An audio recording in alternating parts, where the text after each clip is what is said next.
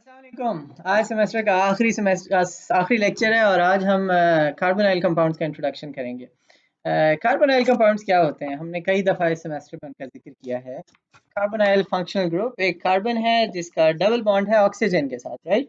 इस तरह के बहुत सारे कंपाउंड्स हैं, लेकिन जो चीज़ इसको डिफाइन करती है और बाकी सबसे डिफरेंट है वो ये है कि एक तो ऑक्सीजन बहुत ज़्यादा इलेक्ट्रोनेगेटिव एटम है, राइट। इसका मतलब क्या है कि शेयर्ड पेयर ऑफ इलेक्ट्रॉन को वो अपनी तरफ खींच रहा है, यानी इलेक्ट्रॉन इस तरफ जा रहे हैं। और फिर सिंगल बॉन्ड नहीं है बल्कि डबल बॉन्ड है, यानी बॉन्ड लेंथ कम है सिंगल बॉन्ड की निस्बत। तो ये जो इफेक्ट है इलेक्ट्रोनेगेटिव इफेक्ट ऑक्सीजन का on the shared pair of electron वो इन्हांस हो जाता है। यानी जो इलेक्ट्रॉन है शेयर्ड पेयर ऑफ इलेक्ट्रॉन वो कार्बन से बहुत ज़्यादा ऑक्सीजन की तरफ गया हुआ है। इसका मतलब है कार्बन के ऊपर पार्शियल पॉजिटिव चार्ज है, ठीक है। तो जितने भी अभी तक आपने ऑर्गेनिक कंपाउंड्स पढ़े हैं, alkanes, alkenes, alkynes, aromatic compounds और फिर उसके बाद एल्काइल हेलाइड्स और अल्कोहल्स, अगर आप देखिए तो ये इस हिसाब से सबसे मुख्तलिफ हैं कि इनके अंदर कार्बन के ऊपर बहुत स्ट्रॉन्ग पॉजिटिव चार्ज है।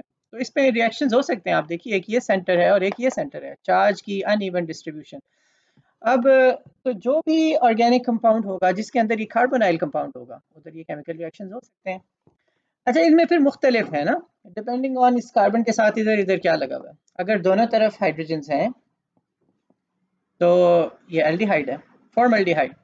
अगर एक हाइड्रोजन की जगह पर कार्बन लगा हुआ है तो ये भी एल्डिहाइड है, राइट। एक कार्बन चेन कुछ भी हो सकती है, यानी कोई भी कार्बन हो सकता है। एक कार्बन, दो, तीन, चार, पाँच, छः, सात, आठ, तो ये एल्डिहाइड्स की होमोलोगस सीरीज बनती चली जाएगी। और अगर दोनों तरफ कार्बन लगे हुए हैं तो फिर इसको कहेंगे कीटोन, राइट। अच्छा, अगर ज़रा सोचें तो थोड़ा सा कि कीटोन ज़्यादा स्टेबल होंगे या एल्डिहाइड ज़्यादा स्टेबल होंगे, तो इसके लिए हमें देखना पड़ेगा कि इलेक्ट्रॉन डोनेटिंग या विड्रॉइंग इफेक्ट कार्बन का, राइट। तो जो कार्बन इधर लगे हुए होंगे साथ एल्काइल ग्रुप्स लगे हुए हैं वो इलेक्ट्रॉन्स डोनेट कर रहे हैं, राइट। जब वो डोनेट करेंगे, देखिए इधर से भी इस कार्बन को इलेक्ट्रॉन्स मिल रहे हैं, इधर से भी मिल रहे हैं, तो इसके ऊपर जो पार्शियल पॉजिटिव चार्ज है, जो जो उसकी रिएक्टिविटी की वजह है, वो चार्ज कम हो जाएगा। हर वो चीज़ जो चार्ज को कम करती है वो मॉलिक्यूल को स्टेबलाइज करती है। तो एल्काइल ग्रुप्स जब इधर भी लगे होंगे इधर भी लगे होंगे, उसके नतीजे में कार्बन का चार्ज कम होता जाएगा और ये कम निस्बतन स्टेबल होगा, कम रिएक्टिव होगा। जबकि उसके मुकाबले में, इन कीटोन्स के मुकाबले में एल्डिहाइड्स वो ज़्यादा रिएक्टिव होंगे, राइट, क्योंकि एक तरफ हाइड्रोजन है, वो इतना इलेक्ट्रॉन डोनेटिंग नहीं है। और एल्डिहाइड्स में भी फॉर्मल्डिहाइड, पहला एल्डिहाइड जिसके दोनों तरफ हाइड्रोजन हैं, वो और ज़्यादा रिएक्टिव होगा। तो ये तो एक चीज़ हो गई, एक ख़ास किस्म के रिएक्शंस की अब हम बात कर रहे हैं।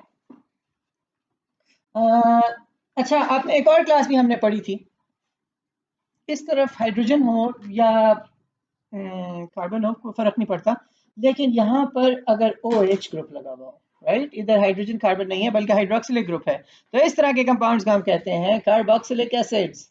और कार्बोक्सिलिक एसिड्स क्यों एसिड्स होते हैं, ये हमने शुरू में डिस्कस भी किया था। क्यों होते हैं एसिड्स भाई? इसलिए इसलिए कि ये कार्बन इलेक्ट्रॉन्स खींच रहा है अपनी तरफ, राइट। और पहले से हाइड्रोजन का बॉन्ड है एक ऑक्सीजन के साथ और ऑक्सीजन है बहुत ज़्यादा इलेक्ट्रोनेगेटिव। हमने अल्कोहल्स में पढ़ा था, राइट, कि हाइड्रोजन बॉन्डिंग डोनर भी है एक्सेप्टर भी है। तो इधर भी ऑक्सीजन इलेक्ट्रॉन्स खींच रहा है हाइड्रोजन से, लेकिन सिर्फ इतना ही नहीं है कि ऑक्सीजन हाइड्रोजन से इलेक्ट्रॉन खींच रहा है, बल्कि इसके आगे एक कार्बन एटम लगा हुआ है। और कार्बन एटम कौन सा वाला है? कार्बोनाइल कार्बन, जिसके ऊपर पार्शियल पॉजिटिव चार्ज है। चूंकि इसके ऊपर पार्शियल पॉजिटिव चार्ज है, इसको इलेक्ट्रॉन्स की जरूरत है, इलेक्ट्रॉन्स खींच रहा है अपनी तरफ, और इस ऑक्सीजन से भी ये खींच रहा होगा। ऑक्सीजन वैसे ही हाइड्रोजन से बहुत ज्यादा इलेक्ट्रोनेगेटिव है, लेकिन जब कार्बन उससे इलेक्ट्रॉन्स खींच रहा होगा तो इसको इलेक्ट्रॉन्स की और ज्यादा जरूरत पड़ जाएगी।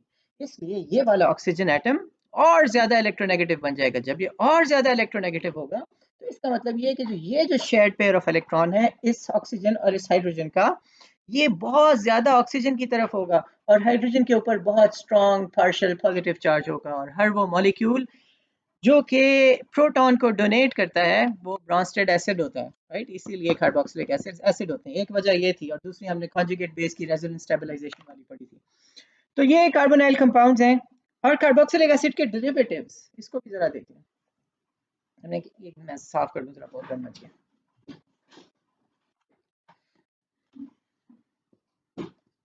और ये हाइड्रोजन और कार्बन में कोई फर्क नहीं पड़ता। COOH, right, this is a carboxylic acid. अगर हमने कहा कि हाइड्रोजन हटा दें और इसकी जगह पे कोई अल्काइल ग्रुप लगा दें तो ये बन जाएगा एस्टर, राइट। और उसके अलावा अगर इधर हम ये OH दोनों हटा दें और इसकी जगह पे हैलोजन लगा दें, जैसे कहते हैं एसिड हैलाइड, एसिड हैलाइड। और अगर इधर NH2 अमीनो ग्रुप लगा दें तो ये कहलाता है एसिडमाइड। और एमाइड बॉन्ड्स आपने पेप्टाइड्स केमिस्ट्री पढ़ी होगी ना, प्रोटीन्स की, तो एमाइड पेप्टाइड वो भी एक एमाइड बॉन्ड होता है। तो एसिडमाइड, तो अमाइड और अमीनो ग्रुप में फ़र्क क्या है? अमीनो ग्रुप सिंपल NH2 है, एल्काइल ग्रुप से लगा हुआ है, लेकिन यहाँ पे अमीनो ग्रुप एल्काइल ग्रुप से नहीं लगा हुआ बल्कि इस ग्रुप से लगा हुआ है। और इस ग्रुप को क्या कहते हैं? कल हमने पढ़ा था, क्या कहते हैं? Acyl group, acyl, right, acyl group. तो एसाइल ग्रुप के साथ अमीनो लगा होगा तो उसे अमाइड, एसिड अमाइड कहेंगे, और एल्काइल के साथ लगा होगा तो उसे अमीन कहेंगे। ऑलराइट, और फिर आखिरी है एसिड एनहाइड्राइड, कि अगर ये CO ऐसे हो और इसी तरह का एक और मॉलिक्यूल हो एसिड का, H या कार्बन, और इन दोनों के साथ इसका भी OH था, इधर इसका भी OH था, और एक वाटर मॉलिक्यूल निकल गया और इस कार्बन का इस ऑक्सीजन से बॉन्ड बन गया, तो ये जो चीज़ बन जाएगी ये एसिड एनहाइड्राइड कहलाती है। ओके, ये वाटर मॉलिक्यूल हमने निकाल दिया। ऑलराइट, तो this is an acid anhydride. So ये थी जस्ट अ रिकैप जो हमने क्लासेस फंक्शनल ग्रुप में की जब हम पढ़ रहे थे तो हमने क्लासेस पढ़ी थी। इनकी केमिस्ट्री के बारे में थोड़ा सा जानते हैं। चैप्टर नंबर 18 पेज 714 देख लें, हमने कहा था आपको कैरी पढ़ाएंगे और काफ़ी सारी आपने पढ़ भी ली। Aldehydes and ketones, nucleophilic addition to the carbonyl group. अब ये इसके जो रिएक्शंस हैं, राइट, अभी हमने जो रिएक्शन बड़ी बड़ी टाइप्स पढ़ी हैं, हमने अल्कोहल्स और अल्काइल हेलाइड्स में हमने न्यूक्लियोफिलिक सब्स्टिट्यूशंस पढ़ी थी, right, nucleophilic substitutions, unimolecular, biomolecular, SN1 SN2, right. फिर हमने एल्कीन्स की प्रेपरेशन में एलिमिनेशन रिएक्शंस पढ़े थे, एलिमिनेशन, राइट, और वो फिर E1 E2 SN1 SN2 की तरह थे।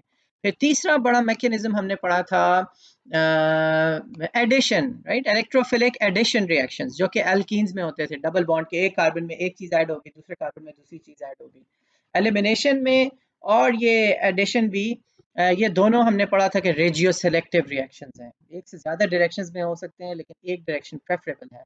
एलिमिनेशन रिएक्शंस की डायरेक्शन को ज़ेड-सेब रूल में हमने पढ़ा था, और जो प्रेफर्ड डायरेक्शन होती है एडिशन रिएक्शंस की, वो मार्कोनिकोव्स रूल में पढ़ा था हमने, राइट, वो बताना चाहिए। और फिर हमने चौथा बड़ा मैकेनिज्म जो कल हमने पढ़ा था वो इलेक्ट्रोफिलिक एरोमेटिक सब्स्टिट्यूशन का पढ़ा था, और आज हम ये पांचवी किस्म का रिएक्शन पढ़ रहे हैं, फिफ्थ, ठीक है।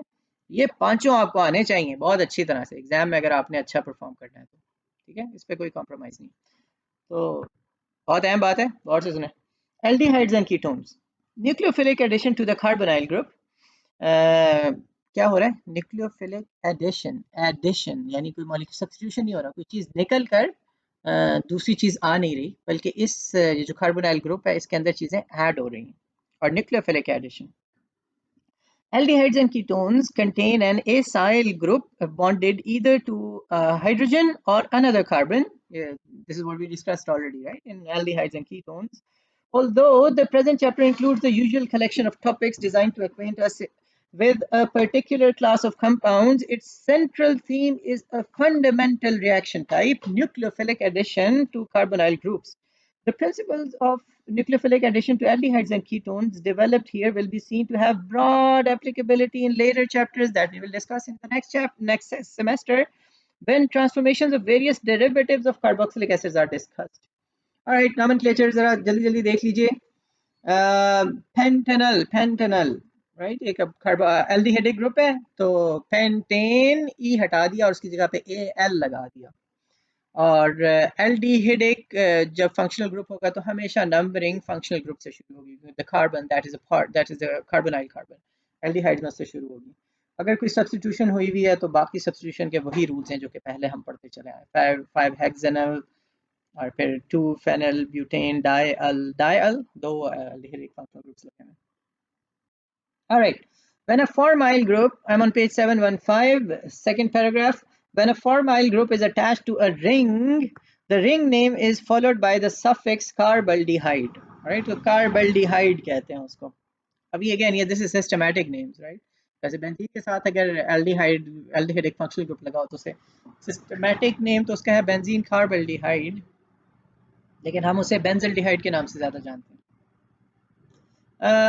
ये नीचे लिखा भी हुआ है बेंजल्डिहाइड, एसिटल्डिहाइड, फॉर्मल्डिहाइड, ये आईयूपीएसी इसको एक्सेप्ट करता है. ऑलराइट, ये अगला ये इन आपस के जो इनमें कौन सा किसको आउट रैंक करता है नंबरिंग में, इसके लिए ये पेज 715 का आखिरी पैराग्राफ है. Among oxygen containing groups, a higher oxidation state takes precedence over a lower one in determining the suffix of the substitutive name. Thus, a compound that contains both an alcohol and an aldehyde function is named as an aldehyde. Go back to chapter 1 अगर आपको oxidation state calculate करना नहीं आती, हमने शुरू में किया था, उससे जाके देख लीजिए एक दफ़ा. लेकिन अभी आप सिर्फ इतना जहन में रखें कि एल्डिहाइड्स के अंदर ऑक्सीजन की ऑक्सीडेशन स्टेट ज़्यादा होती है और अल्कोहल्स में कम होती है, और चूंकि ऑक्सीडेशन स्टेट एल्डिहाइड्स में ऑक्सीजन की ज़्यादा है इसलिए एल्डिहाइड्स आउट रैंक करते हैं अल्कोहल्स को. तो ये 5 हाइड्रोक्सी पेंटेनल, अब इसके अंदर जो पेरेंट चेन किसको कहना है, वो पेंटेनल को कहना है क्योंकि एल्डिहाइड उसको आउट रैंक करता है. Okay, so aldehyde outranks an alcohol. With ketones, now we are on page 716. With ketones, the E ending of an alkane is replaced by on in the longest continuous chain containing the carbonyl group. तो उसमें L लगता था, इसमें on लगता है आखिर में, right? Butane, butanol, butanone, butanone. और चेन उस तरफ से नंबरिंग की जाती है जहां से कार्बोनाइल ग्रुप को लोएस्ट नंबर मिले. तो कीटोन्स में पॉसिबिलिटी मौजूद है कि कीटोनिक फंक्शनल ग्रुप चेन के दरमियान में हो. एल्डिहाइड में तो एक तरफ ही होगा ना, और जिस तरफ एल्डिहाइडिक फंक्शनल ग्रुप लगा होगा उस तरफ से नंबरिंग शुरू कर देंगे. लेकिन कीटोन्स में ज़रूरी नहीं है क्योंकि CO के दोनों तरफ कार्बन हैं. तो ketonic functional group is with in the chain between, not in the terminal, right? Terminal alkynes पे हमने पढ़ा था कि जिसके एक तरफ हाइड्रोजन हो. तो कीटोनिक फंक्शनल ग्रुप के तो दोनों तरफ कार्बन हैं. तो इसका मतलब है नंबरिंग शुरू कीटोनिक फंक्शनल ग्रुप से नहीं होगी. ये फर्क समझ में आ रहा है ना? एल्डिहाइड्स में नंबरिंग नोमेनक्लेचर में शुरू हो रही है कार्बोनाइल कार्बन से, कीटोन्स में ऐसा नहीं होगा. उस तरफ से शुरू करेंगे जहां से कीटोनिक कार्बन को कार्बोनाइल कार्बन को सबसे कम नंबर मिलेगा. तो ऑलराइट, एल्डिहाइड्स की तरह कीटोन्स का भी जो ऑक्सीजन है ये आउट रैंक करता है अल्कोहल्स के उसको. लेकिन एल्डिहाइड्स का जो अगर एक ग्रुप है उसके अंदर एल्डिहाइडिक फंक्शनल ग्रुप भी है और कीटोनिक भी है, तो एल्डिहाइड आउट रैंक करता है कीटोन को, और कीटोन को हम एक सब्स्टिट्यूएंट के तौर पे लेंगे. एल्डिहाइड फंक्शनल ग्रुप को हम एक पेरेंट चेन कहेंगे. तो और फिर कीटोन को हम कहेंगे ऑक्सो सब्स्टिट्यूएंट है. Oxo means there is a ketonic functional group there. ये अब आप नीचे देखिए दो स्ट्रक्चर्स बने हुए हैं, 2 methyl 4 oxopentanol. तो मैथिल तो समझ में आ गया ना, अलग से वो तो एक सब्स्टिट्यूएंट है. लेकिन 4 oxopentanol, तो इसको वैसे पेरेंट चेन किसे कहा है? पेंटेनल. एल्डिहाइड को पेरेंट चेन का है. और हालांकि कीटोन को इधर से शुरू करते हैं, अगर कीटोन को प्रेसिडेंस मिलती तो इसका नाम क्या होता फिर? सोचें तो,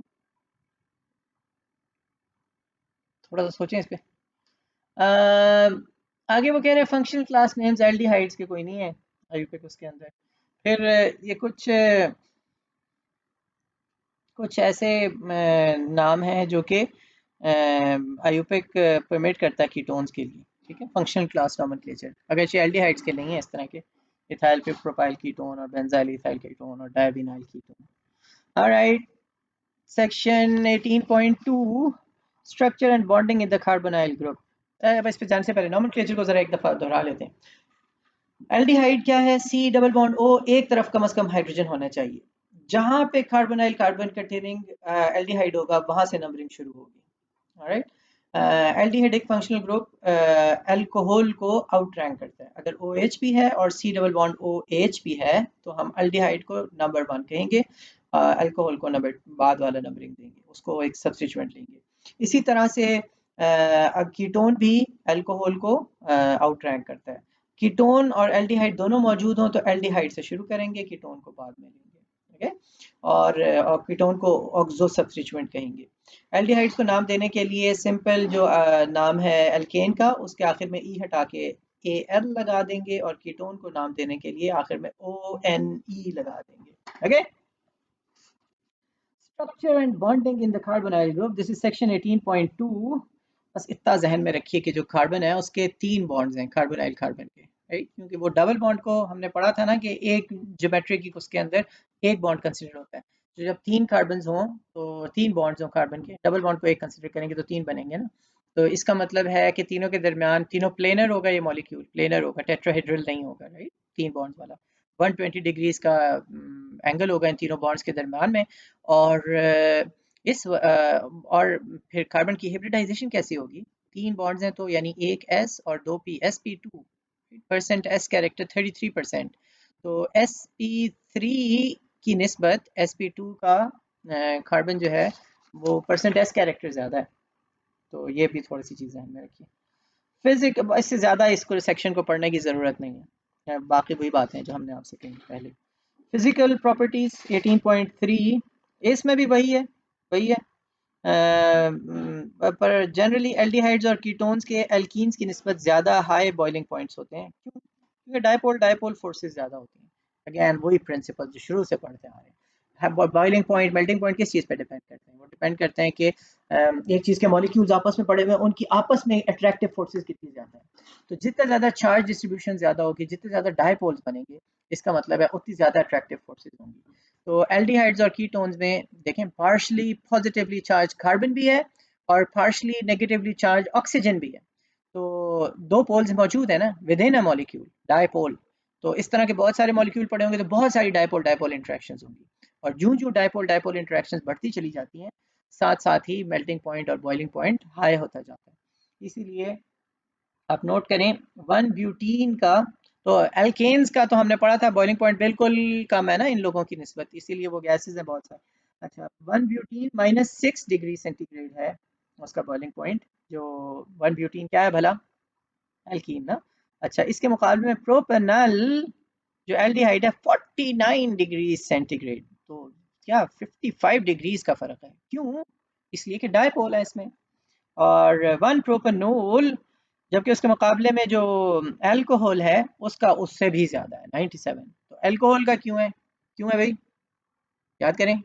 अल्कोहल का ज़्यादा इसलिए है कि अल्कोहल में O और H हैं, और H यानी हाइड्रोजन बॉन्डिंग डोनर भी है और एक्सेप्टर भी है। तो अगरचे कार्बोनाइल कंपाउंड्स के अंदर पॉजिटिवली चार्ज कार्बन और पार्शली पॉजिटिवली चार्ज कार्बन और पार्शली नेगेटिवली चार्ज ऑक्सीजन है, लेकिन पार्शली पॉजिटिवली चार्ज हाइड्रोजन नहीं है। तो अल्कोहल की निस्बत इनका मेल्टिंग पॉइंट बॉइलिंग पॉइंट कम होगा। ऑलराइट, ये सोर्सेज वाले सेक्शन को छोड़ दीजिए। ये टेबल 18.1 पे ज़रा आ जाए। इसमें वो रिएक्शंस दिए हुए हैं जो कि हमने पहले पढ़े हैं, और उनके नतीजे में एल्डिहाइड्स और कीटोन्स बनते हैं। पहला रिएक्शन दिया हुआ है ओजोनोलिसिस ऑफ एल्कीन्स। एल्कीन्स को ओजोन O3 से ट्रीट करते हैं तो उससे कीटोन्स, एक कीटोन और एक एल्डिहाइड बनता है। तो ये देख लीजिए, पहले ओजोन से ट्रीट करते हैं और फिर हाइड्रोजन, वाटर और जिंक। दूसरा रिएक्शन जिससे बनते हैं वो हाइड्रेशन ऑफ एल्काइंस हैं। अगर आपको याद हो, इसी वीक के शुरू में शायद हमने पढ़ा है, लास्ट वीक में। एल्काइंस को एसिड से ट्रीट करेंगे तो ये एक कीटोन दे। उसके बाद Friedel Crafts acylation of aromatic compounds.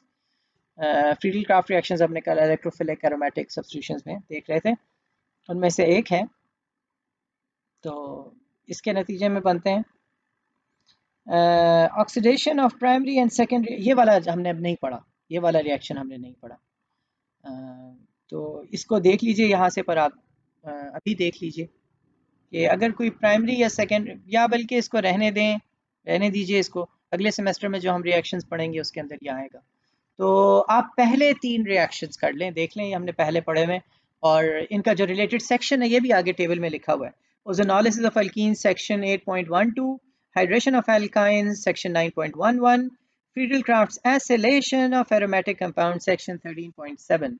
तो अभी मैकेनिज्म में ज़्यादा इंटरेस्ट लेने की ज़रूरत नहीं है इन रिएक्शंस के, लेकिन रिएक्टेंट्स, प्रोडक्ट्स, कंडीशंस ये आपको पता होनी चाहिए और ये कन्वर्ट कर सकते हो। ऑलराइट, तो ये 4 तरीके जो कि हमने पहले पढ़े हैं एल्डिहाइड्स और कीटोन्स की प्रिपरेशन के इस बुक में इससे पहले बताए हुए, उनमें से 3 हमने पढ़े हुए, वो तीनों आप दोबारा देख लीजिएगा। सही है।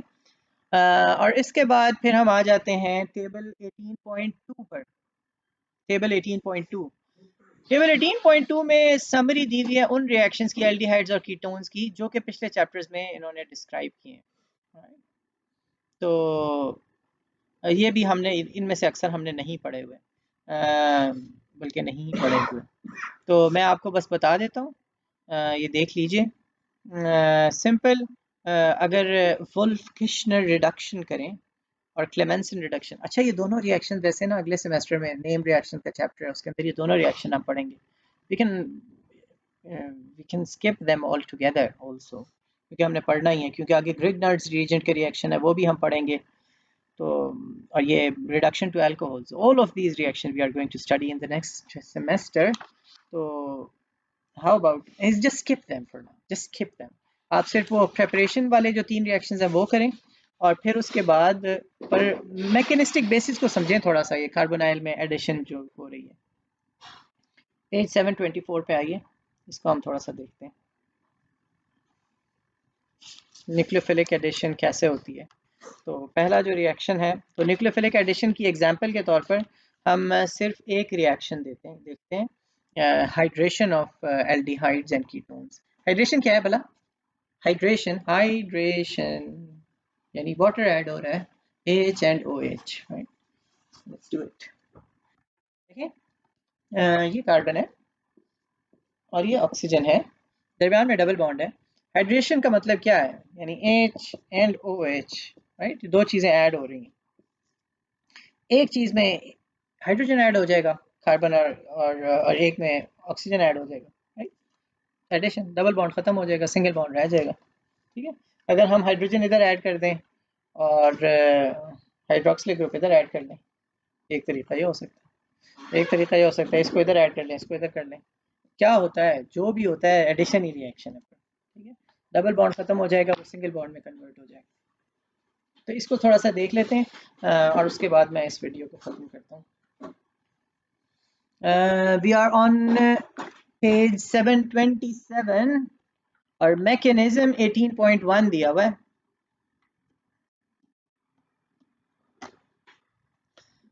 तो पहला स्टेप क्या है? ये एक एल्डिहाइड या कीटोन है, carbonyl carbon, double bond oxygen. अब इधर ये एक R तो कार्बन होना जरूरी है या नहीं है? क्या कहते हैं आप लोग? नहीं है, कोई भी कार्बन होना जरूरी नहीं है। अगर दोनों हाइड्रोजन होंगे तो फिर भी एल्डिहाइड होगा, एक हाइड्रोजन एक कार्बन होगा फिर भी एल्डिहाइड, दोनों कार्बन हैं तो फिर कीटोन होगा। अच्छा, अब नोट करें यहाँ पे ये जो कार्बन है इसके ऊपर पार्शियल पॉजिटिव चार्ज है, इसलिए ये ऑक्सीजन स्ट्रांगली इलेक्ट्रोनेगेटिव है और ये शेयर्ड पेयर ऑफ इलेक्ट्रॉन अपनी तरफ खींच रहा है। इसके ऊपर पार्शियल नेगेटिव चार्ज है, इसके ऊपर पार्शियल पॉजिटिव चार्ज है। अगर इधर कोई बेस हो, फॉर्मल चार्ज कैलकुलेट करें, ऑक्सीजन के ऊपर क्या है? Oxygen formal charge valence electron 6 minus number of lone electron 6 plus 1 bond, 6 minus 7 is equal to -1, right. इसके ऊपर -1 चार्ज है। ये लोन पेयर ऑफ इलेक्ट्रॉन के साथ ये ऑक्सीजन अटैक कर सकता है किसी ऐसी स्पीशीज के ऊपर जिसे इलेक्ट्रॉन्स की ज़रूरत हो। इस मॉलिक्यूल में किसे इलेक्ट्रॉन्स की ज़रूरत है? इस कार्बन को, क्योंकि इसके इलेक्ट्रॉन्स ऑक्सीजन ने खींचे हुए हैं। तो ये ऑक्सीजन अगर अटैक कर दे इस कार्बन के ऊपर, इस अटैक को आप क्या कहेंगे? एक पार्शली पॉजिटिवली चार्ज कार्बन के ऊपर कोई चीज़ अटैक कर रही है, ये क्या होगा? इसको हम बेस कहते हैं, अगर ये हाइड्रोजन पे अटैक कर रहा होता, राइट। और वैसे भी इलेक्ट्रॉन के साथ अटैक कर रहा है तो लुईस बेस तो है, लेकिन ये खास किस्म की लुईस बेस है, न्यूक्लियोफाइल, राइट, न्यूक्लियोफाइल। क्योंकि कार्बन अगर उसके ऊपर पॉजिटिव चार्ज हो, उसके ऊपर कोई चीज़ अटैक करे तो उसे हम न्यूक्लियोफाइल कहते हैं। तो the first step of this reaction is a nucleophilic attack, for example of this base. ये इधर अटैक करेगा इसके ऊपर, ये कहेगा अच्छा मुझे इलेक्ट्रॉन्स तुमसे मिल रहे हैं, मुझे नहीं चाहिए इस ऑक्सीजन की, जाओ पकड़ो अपने इलेक्ट्रॉन और भाग जाओ यहाँ से, राइट। लेकिन वो भागेगा नहीं, ये क्योंकि दो बॉन्ड है ना, एक बॉन्ड खत्म हो जाएगा, उस बॉन्ड के इलेक्ट्रॉन्स ये ऑक्सीजन अपने पास ले लेगा। उसके नतीजे में क्या इंटरमीडिएट बनेगा, जरा सोचें तो, खुद ही बनाने की कोशिश करें। एक कार्बन है, उसके साथ ये R और ये R प्राइम, ये ऐसे के ऐसे रहेंगे, ये हाइड्रोक्सिलिक ग्रुप इधर आके लग जाएगा, इस ऑक्सीजन के ऊपर क्या चार्ज आएगा ज़रा सोचें। इसके पास पहले से दो दो दो इलेक्ट्रॉन पेयर से अभी एक तीसरा आ जाएगा, इस बॉन्ड की वजह से 3 इलेक्ट्रॉन पेयर्स हो जाएंगे और एक छठा बॉन्ड, तो माइनस चार्ज इसके ऊपर आ जाएगा। Let me draw this. ये इतना गंद था दूसरी साइड पे, मैं अपने कोड से साफ कर, अफसोस की बात है। इससे ये सबक मिलता है हमें ज़िंदगी में कि चीज़ें प्लान करके करनी चाहिए। मैंने अभी तक नहीं सीखा। उस दिन मैं एक लेक्चर देख रहा था, एक वो बशीर जुमा साहब हैं, चार्टर्ड अकाउंटेंट है। उन्होंने एक बड़ी मज़े की बात बताई, इसकी वजह से घर में मेरा बड़ा मजाक उड़ा। वो वो कहते हैं कि चीज़ें गुम जाती हैं ना, तो कैसे चीज़ें ढूंढते हैं कि कैसे हम चीज़ों को गुमने से बचाएं। डॉक्यूमेंट्स हम रख देते हैं घर में, फिर मिलते नहीं हैं। इतने मज़े का उसूल है, लेकिन आसान सा है, लेकिन करना मुश्किल है। हर चीज़ की एक जगह और हर चीज़ अपनी जगह पर। हर चीज़ की एक जगह और हर चीज़ अपनी जगह पर। मैं ये कहता हुआ बिल्कुल अच्छा नहीं लगता, क्योंकि ना मेरी हर चीज़ की जगह है और ना मैं जिस चीज़ की जगह है उसको अपनी जगह पर रखता हूँ। लेकिन आप लोगों को तो बता सकता हूँ। अच्छा ये देखें, ये कार्बन था, इसके साथ ऑक्सीजन, डबल बॉन्ड था ना, वो डबल बॉन्ड के इलेक्ट्रॉन्स इधर चले गए थे, इसके ऊपर नेगेटिव चार्ज आ गया। ये OH जिसने इसके ऊपर अटैक किया था, और वो R प्राइम जो कि पहले से लगे हुए, कार्बन के 4 पूरे हो गए। तो ये पहला स्टेप का ये प्रोडक्ट थी। अब उसके बाद दूसरे स्टेप में इधर करीब ही अगर वाटर मॉलिक्यूल पड़ा हुआ है, जो कि है वाटर में रिएक्शन हो रहा है, इस ऑक्सीजन के पास ये हाइड्रोजन के ऊपर पार्शियल पॉजिटिव चार्ज है और इस ऑक्सीजन के ऊपर नेगेटिव चार्ज है, राइट। ये इसके ऊपर अटैक कर देगा, इन इस लोन पेयर ऑफ इलेक्ट्रॉन्स के साथ इस हाइड्रोजन के ऊपर, ये इलेक्ट्रॉन्स इस ऑक्सीजन के पास चले जाएंगे और ये हाइड्रोजन इधर आके इसके साथ आके लग जाएगा। ठीक है, तो प्रोडक्ट क्या बनेगी? सारा कुछ यही होगा, बस ऑक्सीजन के साथ आपको एच लगा दें, इसका नेगेटिव चार्ज खत्म हो जाएगा, नेगेटिव चार्ज इस ऑक्सीजन पे आ जाएगा और हमारे पास जो प्रोडक्ट बनी, एक कार्बन है जिसके साथ 2 हाइड्रोक्सिलिक ग्रुप्स लगे हुए हैं। ठीक है, तो एक डायोल बन गया, डायोल बन गया, जेमिनल डायोल, राइट, क्योंकि एक ही कार्बन के ऊपर 2 हाइड्रोक्सिलिक ग्रुप्स लगे हुए हैं।